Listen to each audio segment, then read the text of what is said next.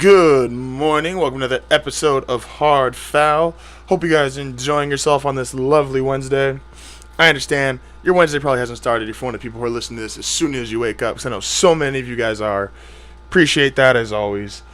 Hope you guys are enjoying yourselves however you are listening, whether it is on YouTube, whether it is on SoundCloud, whether it is on iTunes, what Stitcher, however you are listening. If you are just rolling down the window and listening to someone playing in their car with really loud speakers, shout out to you too. You guys are all awesome. I appreciate it. If you are listening it to me on someone's car, go click on the link, HardFoul Podcast, iTunes, YouTube. Go check me out. Instagram, Facebook, you guys know the rules. Mainly because if 2 people click on it, that's more views for me and more traction. Cool. So, want to start today off by giving a quick shout out. Let me adjust my microphone. To my friend Chris. I've been friends with him for damn near 10 years now. Super cool dude, super talented. I just got in a new band. He plays guitar. He's the kind of guy, though, that's obnoxious. So, like, whenever you go to a party, he's always the dude that's playing guitar. Like, that's him. But he's the homie. He's been trying to find a band. He's been working on his music super hard for, like, the last 6-7 years. Mad shout-out, mad respect. Mad props to him. Mad shout-out. Mad props, mad respect. I don't know the name of the band that he joined, but I did just text him, like, 30 minutes ago. So maybe if he texts me back during the podcast, I can get that to you guys. Pretty decent sized local band actually is from what he was telling me. So he's super excited about that. I'm super excited for him. I think that's some great news to start off. Also, shout out to if you are watching this on YouTube, or you'll be watching one of the videos. I got my Chris Paul New Orleans jersey on. Super dope. I love it. It's fantastic. Yeah. Pretty much that simple. It's just fantastic. Chris Paul jersey. Check it out. If you're watching this on YouTube. Also, this is the first time if you're watching this on YouTube. I have the full video up now. So it's not just me. It's not just my picture. Dope. Dope, right? Microphones and how they work. Anyway, now that we got all that said and done and all out the way, let's get started. First thing we got to talk about, obviously, is the first game of the World Series. How do I feel about Game 1 of the World Series? It's exactly what I thought was going to happen. You know, sometimes in life, when you go on a date with a crazy chick, you might think it'll turn out differently. You might hope it'll turn out differently. Chances are it'll turn out exactly how you think, because she's crazy and she's not changing for you. We have a lot of wishers and dreamers in this world, and that's great. Everybody should wish, everybody should dream. No one's wished so hard they just woke up with a new car, new wife, new life, totally happy. Right? Like, you wake up and you did not just wish so hard that your entire life turned around and it's fantastic now. If you didn't do anything to change it, you're probably still waking up with the same used car, same person you've been lying next to or lack thereof, and your life will still be the same. People think because I picked Houston that, oh, I should immediately have to eat my words because the Dodgers won Game 1. No. Everything I said about that series is still very viable and still correct. I said Houston in 6 to start. Why do I have Houston in 6? Because I've got 2 games from Justin Verlander still. And then I just need to piece together 2 more wins, which Houston got an advantage on. Because what was the number one thing I pointed out? Is that Astros starting pitching will outpitch innings-wise LA starting pitching. That's a big factor when you get in these kind of series. Because guys only have so many times, especially relievers, that they can come in and throw. And if you have Houston guys going 7-8 innings, which Dallas Keuchel fell a third of an inning short, went 6 2/3 against Clayton Kershaw last night, that's a win for Houston. That is a big win. I believe he went 6 1/3. I'm sorry.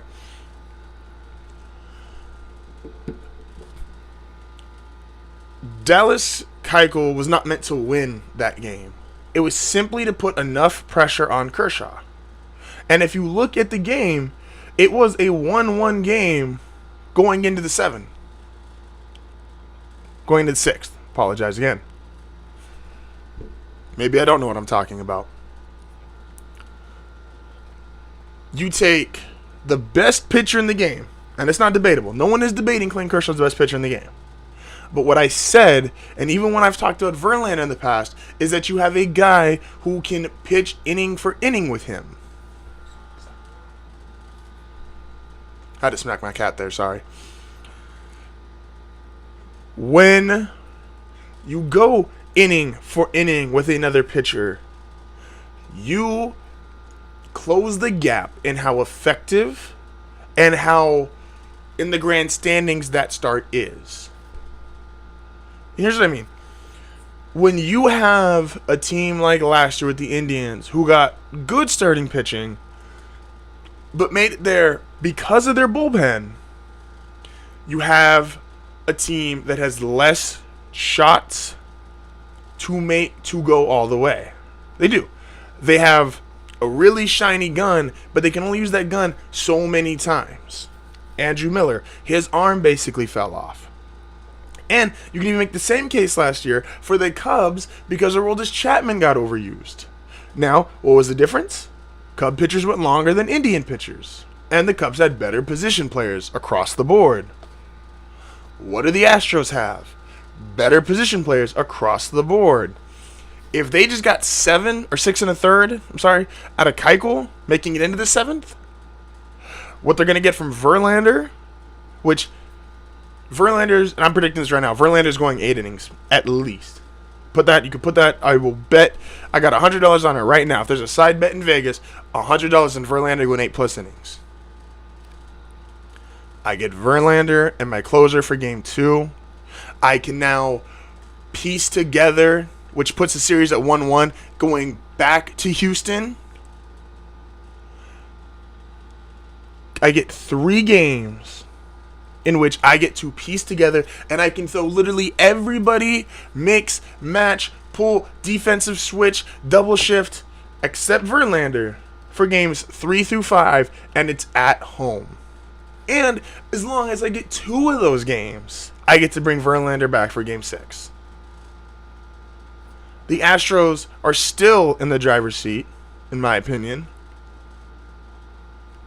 The ability to...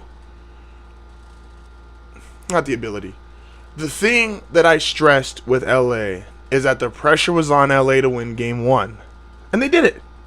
It's a very old cliche, but they say the series doesn't start until someone wins on the road.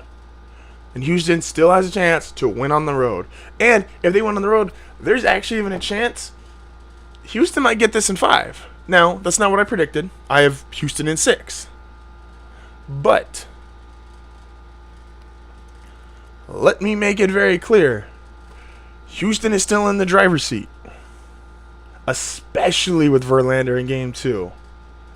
Do we really think Rich Hill can compete with Justin Verlander? And Rich Hill isn't even an innings eater kind of pitcher like a Dallas Keuchel is. Therein lies the difference. You might run a faster 40 time than me. So how do I beat you? Well, we run a 100-yard dash. Okay, you might run a slightly faster 100-yard dash than me. How do I beat you then? We're going to run a 200 dash. My endurance will outlast your short-term greatness. And that's what Houston's going to do. They will outlast the short-term greatness of the Dodgers. If this was the division series, say if Houston was still in the National League and it was a division series, 100% I'm going with the Dodgers. They will get 3 wins. 3 out of 5, they got it. 7-game series? Give them a 9-game series. Give them... If these two teams played 162 games only against each other, flip-flop back and home, flip-flop between who gets home games and who gets away, Houston wins 100 out of 62 times. 162 times. They will win the long game against the Los Angeles Dodgers. Firmly believe that. Put money on it. I don't know why I just waved my finger right there. I think I was trying to make an emphatic point to end. But, sometimes we just fuck up. It happens like that sometimes. So, really quick to go over, shout out to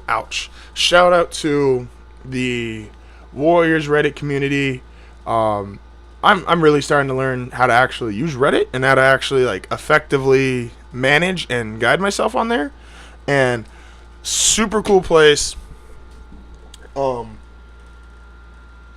It is just the first page of the internet. I really like it. What else? Yeah, I was having a pretty good conversation with them. I like that's my thing, is I just like conversing with people. So the fact that I've gotten the reaction out of the Texans Reddit, the podcast Reddit community, and now the Warriors Reddit community, just kind of building connections, building talking points. I just want to conversate. That's the whole point of this. When you have a podcast, when you have a speaking platform, or trying to attain a speaking platform, for me, it should all be about the conversation. This is why I think it's truly a dead art in the world, is, especially think of politics, right? If you're a conservative, you watch Fox. If you're a liberal, you watch CNN. That's what they do. Nobody wants to actually conversate and figure out what's going on. They just want to hear what they already know or hear what they already agree with. People want affirmation, they don't want confirmation. And I think that's a problem in society. So I could disagree with you 100% while still respecting your topic and point of view, given that it's not just over the top flamboyant and you're just making cases my team's backup running back is better than Ezekiel Elliott, right? As long as you have a slightly legitimate point and I can see where you're coming from, because you can put 1 and 2 together, I get it. I'm always down to those kind of conversations. So if you're watching this on YouTube, please comment down below. Please. I'm down to have the conversation. I've replied to, I think, every single comment except maybe 2, because 2 of them were just fuck you, you suck, and oh, but you're wrong. And there was no anything else added to the conversation. So I'm just well, okay, I guess, that's how you feel. Cool. So if you could tell when I first started, I was a little bit of a pep in my step, I guess, as they say, and a very I was very excited, right? And part of the reason I was excited is because I'm going to here in about a second, as part of still my radio show part of the podcast, break down 2 players. And now this first player, I feel bad because I really like this first player, right? So I'm not trying to tear him down. I'm not trying to say or speak less of him. I'm simply just trying to put things in perspective. Okay? Let's go. Giannis Antetokounmpo is getting a lot of media exposure. He is getting a lot of fan love. He is getting a lot of publicity. And very much deservedly so. He is a great player. He's also 22, about to turn 23. He's younger than me. He's doing far better with his life than I am. Not here to talk bad about the man. I do have an issue, though, is he's getting put into the top player discussion, right? And people are like, well, where do you rank him? Oh, he's got to be number 1, number 2. Oh, he's got to be the MVP. Stephen A. Smith made a great point on First Take about how Giannis, there's a certain player he immediately came to the defense of when he was like, Giannis isn't better than this guy. Giannis is great. Giannis is fantastic. He's big time. He has a chance to be all time, but he is not better than this one guy. And if you see my jersey right now, I'm rocking the Chris Paul jersey. And the other guy I'm about to talk about also comes from New Orleans. Giannis Antetokounmpo, as great as he is not the best player in the league. And he's not even better than Anthony Davis, and he's not close to Anthony Davis. Let me explain them really quick. And by the way, Anthony Davis, I should say always, I will defend. While he is not the most accomplished player in the league, while he's not have the best resume in the league, he is the best player. People always have a hard time with saying, oh, this guy's the best because he doesn't have the resume, the accolades. Let's understand, Michael Jordan was the best player in the league before he won 3 titles. Michael Jordan stepped on the court. He was better than Larry Bird, but Larry Bird had titles. He was better than Magic Johnson. Magic Johnson had titles. Just because your resume and your accolades are all time and big time, and yes, that is a factor. When you are that great, you're supposed to build a pretty good resume, and I understand that.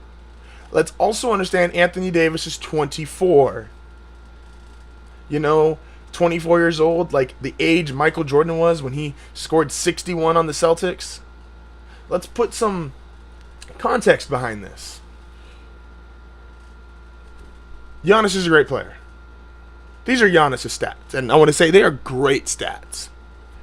36.8 points, 10.8 total rebounds, 5.3 assists, shooting 65% from the field. That's fantastic. Those are big-time numbers. I am a big Giannis fan. I think Milwaukee's going to do great things this year, even if it's in the Eastern Conference. But they're not Anthony Davis numbers. Anthony Davis is averaging 31.7 points, 17.3 rebounds, 2.7 assists, shooting 45% from 3, 75% from the line, which is great for a big man, and has a player efficiency rating of 32.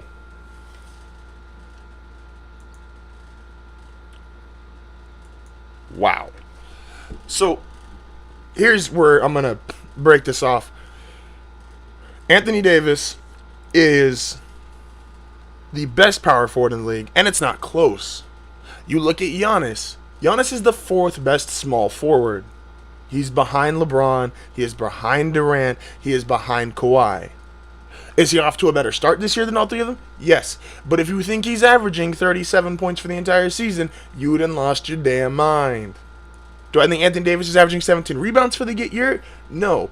But if you tell me what's the drop-off, Giannis's drop-off will go from 36 to probably 29, 30 points, whereas Davis's rebounds will probably drop from 17 down to 13, 14, around where the league leader averages are. Defensively, both are great defensive players. Anthony Davis, a little bit better. Let's think of this. This is Giannis technically be considered his age 22 season, right? And he's putting up great numbers. Well, let's not forget, at Anthony Davis's age 22 season, let me pull this up real quick for you, averaged 24.4 points, 10.2 rebounds, where's this other stat up here? I apologize. 3 blocks, which was second in the league, only a turnover a game, and had a player efficiency rating of 34, which led the league and was 35, I'm sorry, which was the highest, understand this, the highest since Wilt Chamberlain. Think about that. Wilt was kind of good. Anthony Davis, in a game they have to win against the San Antonio Spurs, who had to win their game as well for playoff seeding, won the game. Anthony Davis, Kawhi Leonard gets a lot of respect for being the best two-way player, and I think he should be considered the best two-way wing player. He's not a better two-way player than Anthony Davis. Anthony Davis can score better than Kawhi. Anthony Davis can defend 4 positions and is a better shot blocker than Kawhi. He plays great on-ball defense. I heard someone talk the other day, and they said, you could make a case Charles Barkley is a better scorer than Jordan, considering there's 3 ways to score. There's from the perimeter, there's mid-range, and there's in the post. And you can make a case Charles did those 3 facets of scoring a little bit better than Jordan. They had to change the rules for Charles Barkley because he backed down guys so long. Also had to change the rules for Jordan, but I'm not making a Barkley versus Jordan who's better. I'm simply stating the fact. Anthony Davis is a excuse me, can score in the post, has a great mid-range, and he is a 45% three-point shooter this year, which, is he going to stay at 45? I don't believe so, but even tailing off to high 30s, which is around his average, is still a great shooting power forward who's 6'10". You take Giannis, who can't shoot a three to save his life, has a below average to okay mid-range jump shot, and doesn't have a post game. What does Giannis do? Giannis can drive to the basket, and he can dunk, and he can get fouled and shoot free throws. And let's not forget the fact, I've said this before, Giannis travels more than any person I've ever seen in the league. I mean, this fool travels left, right, backwards, forwards. Like, he just spends his whole, like, this dude is allowed to, like, basically pick up the ball, palm it on the other hand, and then take another dribble. And I'm not trying to hate on him, but it's a fact. Go watch his game. He travels more than any other person in the league. I just think he gets away with more fouls, but that's a different story. Davis, fundamentally, skill-wise, talent-wise even, is a better player than Giannis Antetokounmpo, and he's the best player in the league. Like, I feel extremely confident saying what has now become a 30 and 10, for sure, 30 and 12 with 2 to 3 blocks, power forward, who can handle like a point guard and you can run your offense through, who is a defensive player of the year candidate. That's the best player in the league. Does he have LeBron's resume? No. Does he have Kawhi's resume? No. Does he have Durant's resume? No. But Durant didn't have LeBron's resume, and he was the best player on the court during the finals. And once Davis and him and Cousins, even though this sounds really shitty because I understand Davis just got hurt last night, they figure it out, which it looks like they have. The rest of the team kind of needs to get some pieces flowing together. He will be considered the best player in the league. It won't just be some guy on YouTube and on iTunes saying, "Oh, look at Anthony Davis, how great he is." He will get respected once the resume catches up to the performance. Performance-wise, though, he's like one of those, what do you call them, the Goodyear tires that go for like 1,000,000 miles. That's how good his performance is.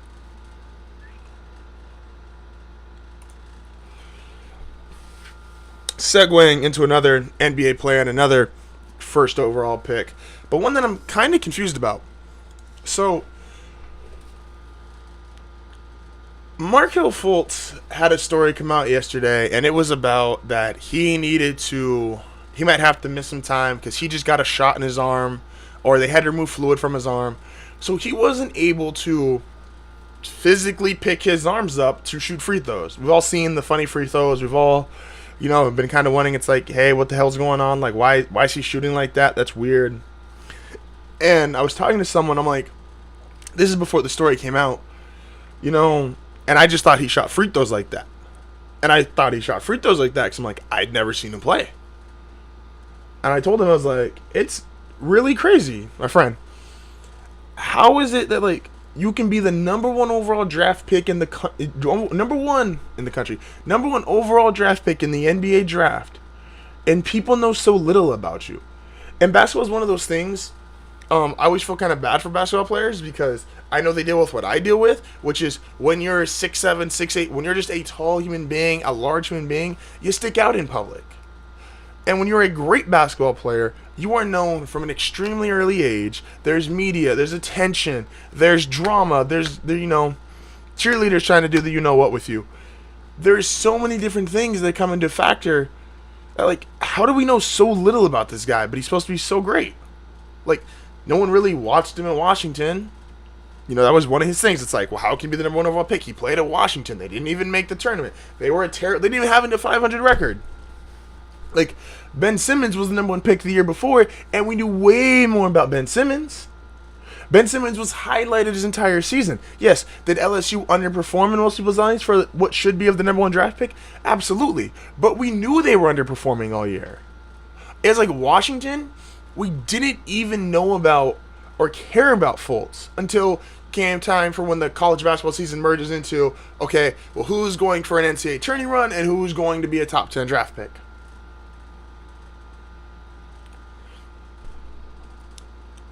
I just got so confused. Like, how are you the most notable star-driven league, the NBA, And we don't know anything about the dude who's their first overall pick in the draft. This is like the equivalent of, not even the equivalent. It's, they're two different lanes. But if I told you that the dude sitting next to you in your math class had a 4.0 and was going to be summa cum laude, you'd be like, oh, okay, that's cool, I guess. Cool for him. He studied hard. He did that. Because that's academics.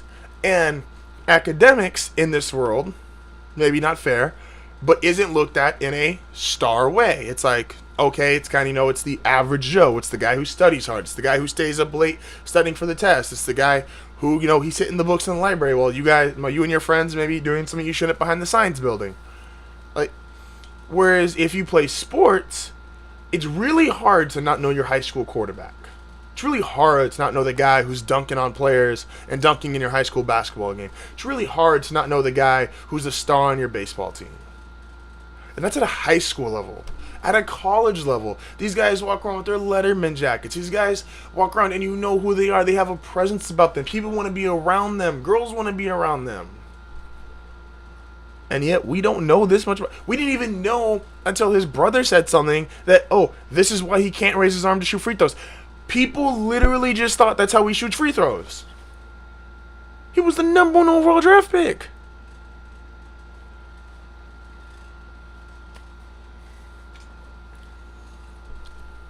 How do we know so little about this guy? Like, and to think about it, and this is what's really crazy about Markelle Fultz, and this is my last point. We live, and this isn't breaking news to anyone, we live in the social media era. Right? Like, you know everything about everyone. People, even if they don't know you, they find your name in Facebook stalk you, they Instagram stalk you, Twitter stalk you. Famous people say something, and non-famous people say something about a famous person, and they dig up tweets from like 5 years ago. They expose you, they find out about you, they figure you out. How do we not know anything about this star basketball player in the social media era? That makes no sense. Please, if you know something about Markelle Fultz, please comment down below and let me know, because I don't know shit about him. Also, the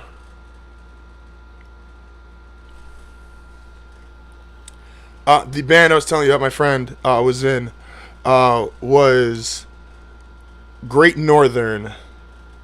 They don't have any internet presence yet, but they've been writing stuff, and I know they've done a couple shows. So to my friend that was telling you guys about the band, Great Northern is the band. So if you're listening, want to go support some cool local music, or well, it's local for me. I'm in California, and San Diego. So for me, local. If you guys want to go support, a cool little band on the come up, Great Northern, go support them. My friend's dope. What else here? I'll let you guys feed on this. So, I've been, like I said, shout out to the Warrior Reddit community. I've been talking to them, and I made the point about Steph. And does Steph throwing his mouthpiece, do they think that, he'd start to get a reputation? We live in a world where it's, you do me a favor, I do you a favor, we know we're kind of cool.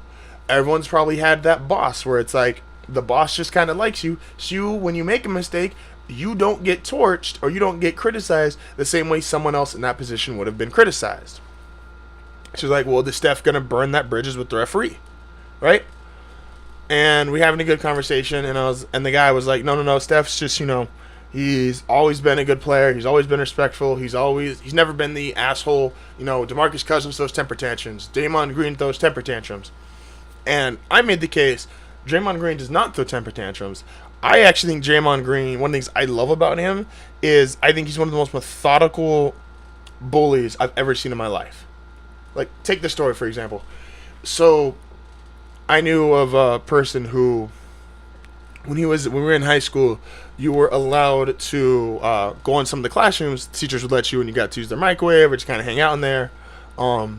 It's pretty It's more so junior and senior teachers where you kind of get to that point where you're like, okay, yeah, like I respect you because you're my teacher, you're teaching me stuff, and you are starting to respect me even though I'm your student, but as someone who's becoming an adult. So, and this guy went in the classroom, he'd always been in there, and he was using the microwave, and the teacher one day was like, hey, I'm going to go to the staff lounge real quick, I'll be back, okay? I trust you, I'm going to don't close the door, yada yada. He brought rat poop to school that day, or rat feces. Don't ask me where he got it. He put rat feces in everyone's desk. Right? We still had the desks with the little black part underneath there where you could store stuff. I know not all high schools have that, but that's what we had. And I thought it was great. He put in everyone's desk, left, and the teacher, it was couple of kids in the classroom, by the way, they were all kind of in on it.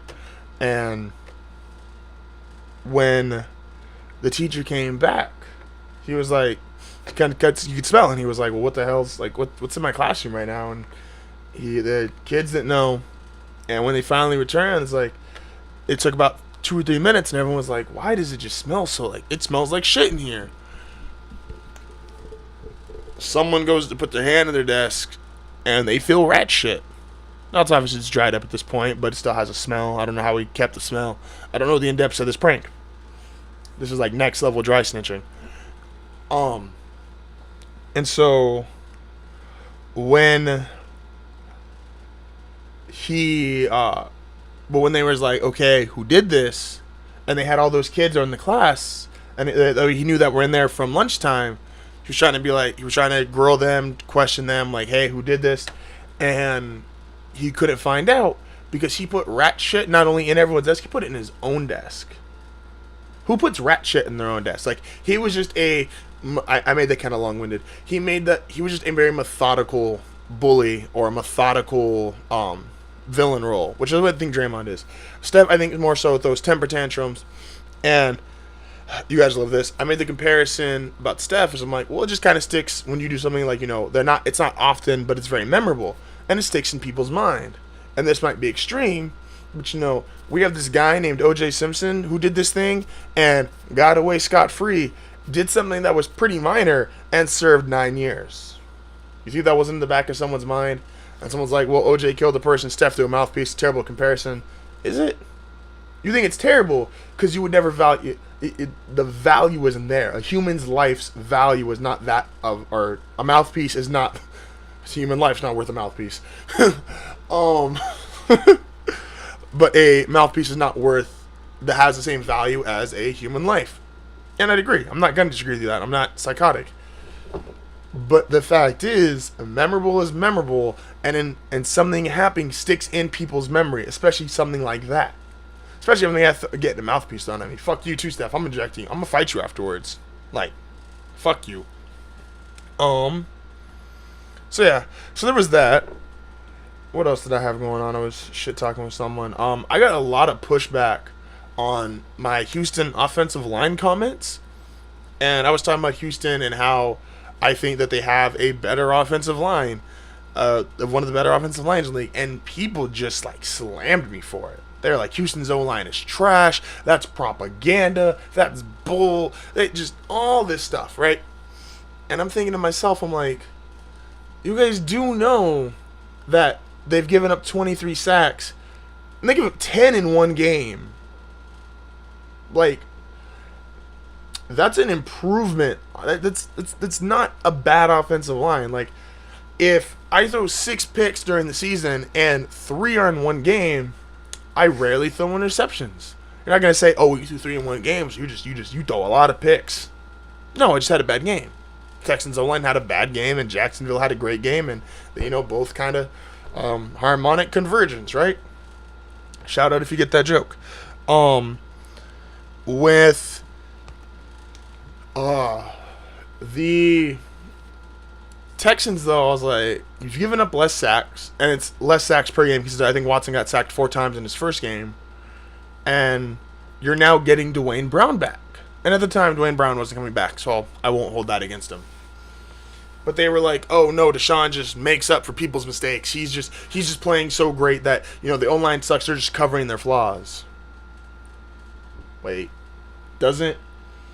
excuse me if I'm wrong, but doesn't Brady always get credited for having a great offensive line? And if I'm correct, correct me if I'm wrong, but he steps up and evades sacks as well as any player in league history. Manning had okay offensive lines. You can't name an offensive lineman he had besides Jeff Saturday. But he always got credit for having a great offensive line, and he stepped up and evaded sacks as well as anyone in history. Like, people don't get, for some reason, that it's like half these guys, they're all parts, right?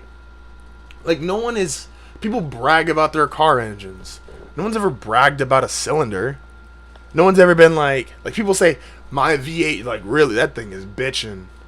No one ever says, my 6-cylinder fucking kicks ass. We don't. Because you need all 6 cylinders to kick ass. It's like, if the first cylinder's not kicking ass, the third cylinder, like, you don't break it down cylinder by cylinder. You say the whole thing. So when you have parts of that offensive line, whether it's the quarterback helping them, whether it is the receivers helping them, whether it's the coach or the schemes helping them, doesn't matter. You're still getting good play out of your own line, which, ask the Bronco fan, is really hard to get sometimes.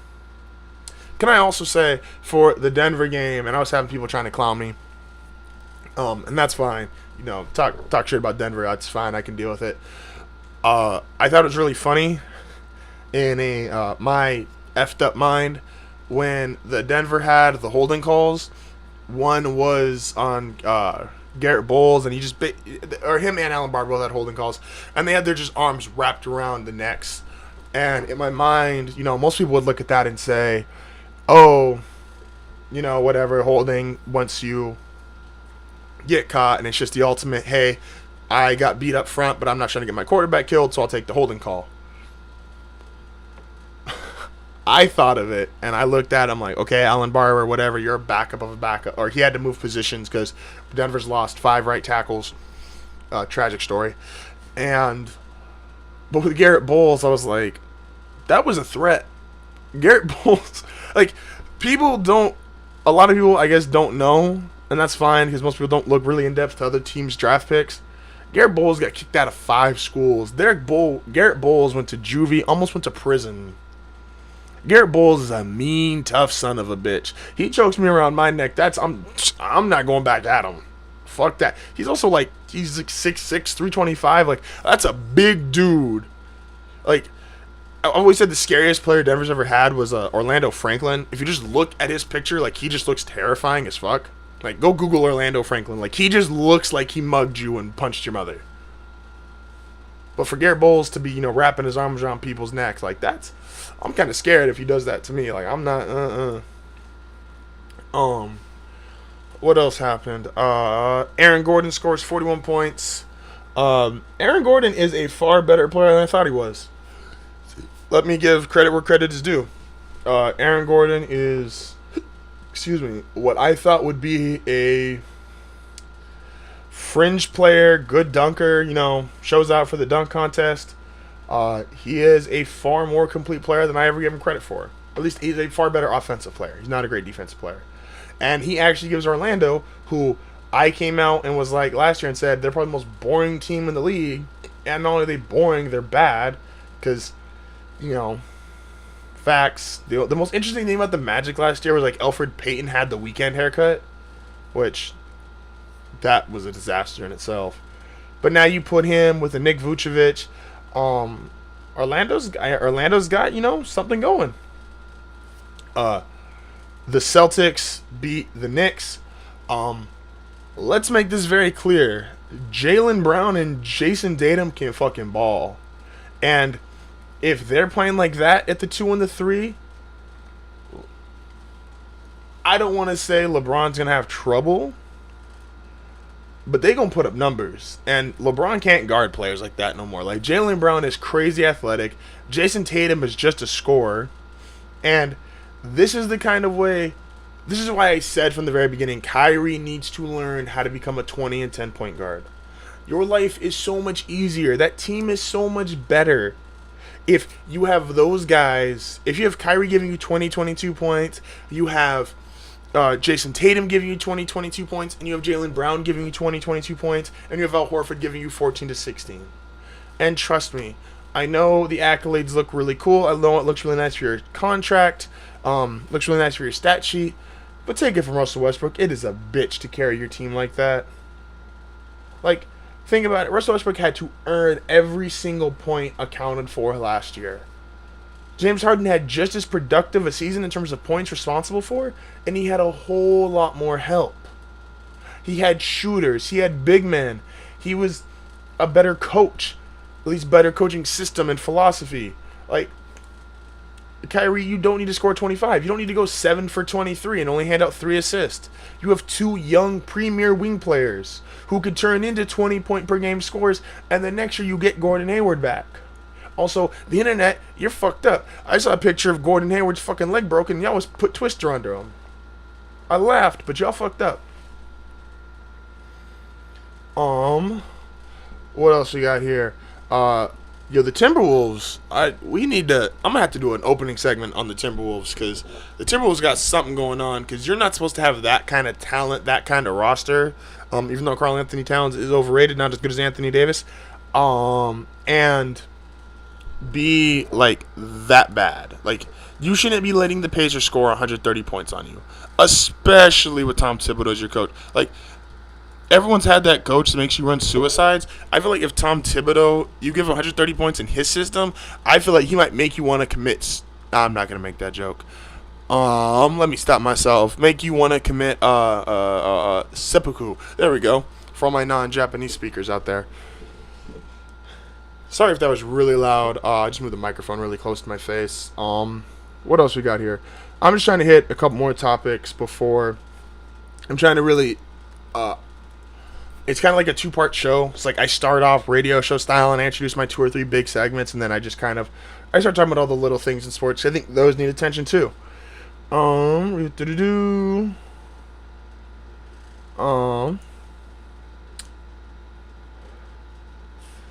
Let's see.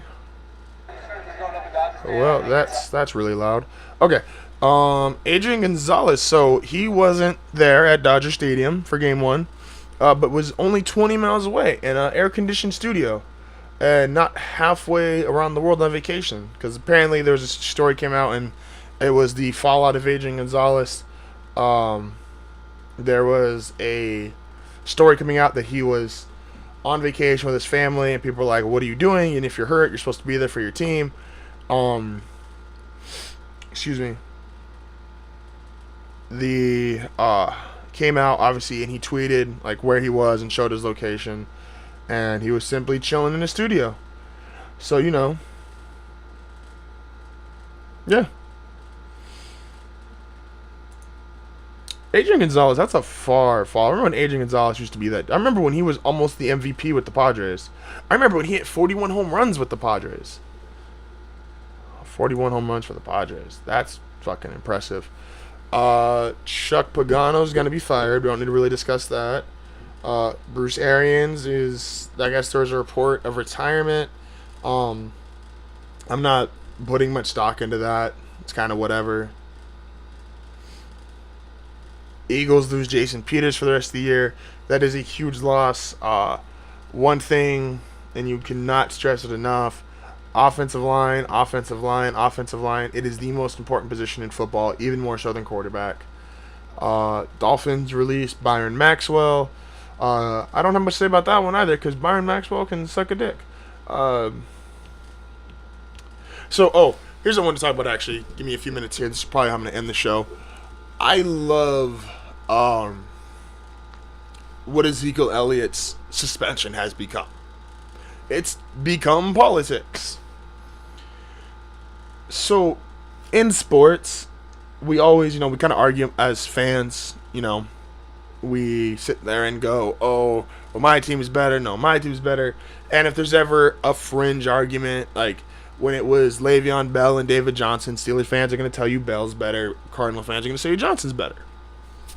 Well, with the Ezekiel Elliott suspension, has, when I say it's turned into politics, is it's like when something happens with a president, the side that he's for always speaks up for him.